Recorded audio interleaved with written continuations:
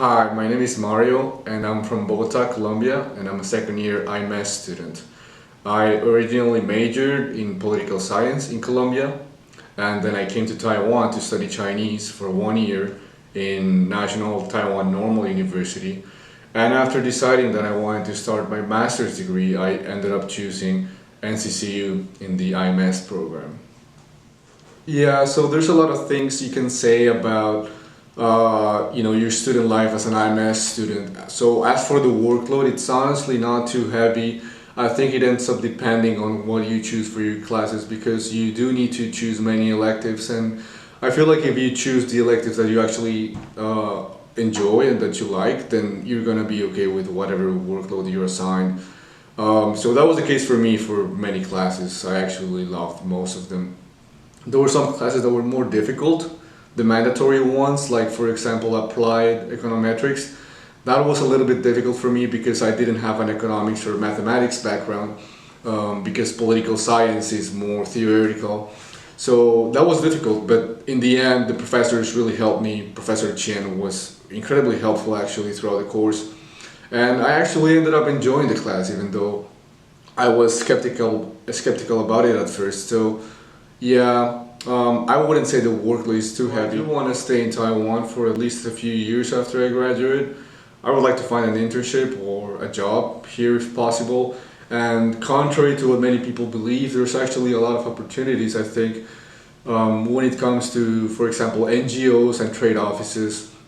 Some people believe, but that because not many countries have embassies here, finding this type of jobs is going to be difficult. But there's actually a lot of trade offices here, and that's one of the areas that I would like to apply for.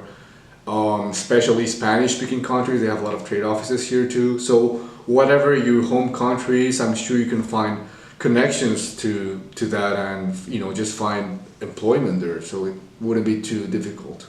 One of the things that I like the most about this program is that you can see how the classes are specifically designed to, be about how you can apply the concepts of that you learn of economics into the real world. So, for example, like the class econometrics, it's actually applied econometrics, and the problem sets and the quizzes and the exams that you are assigned, they are centered around real life applications of these models that you're learning. So, on one hand, that's very helpful for finding out whether this is something that you want to continue doing, after you graduate during your career, or if you don't want to.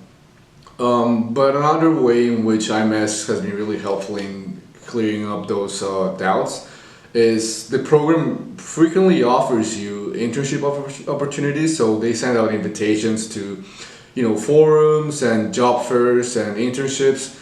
And if you apply for them, you have a real shot at, having a job in Taiwan, even as a foreigner.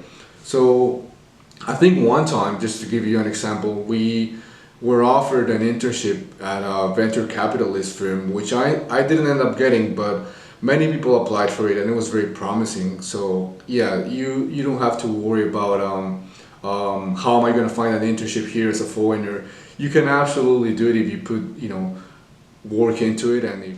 So I already spoke Chinese before coming to NCCU because as I mentioned, I learned some in NTNU, and it provided a pretty good base for the classes that I ended up taking here. So in NCCU you can actually take Chinese classes, and they're not too intensive because a lot of people worry that maybe they will not have enough time to study for their IMES courses if they're taking Chinese classes, but that's not really the case.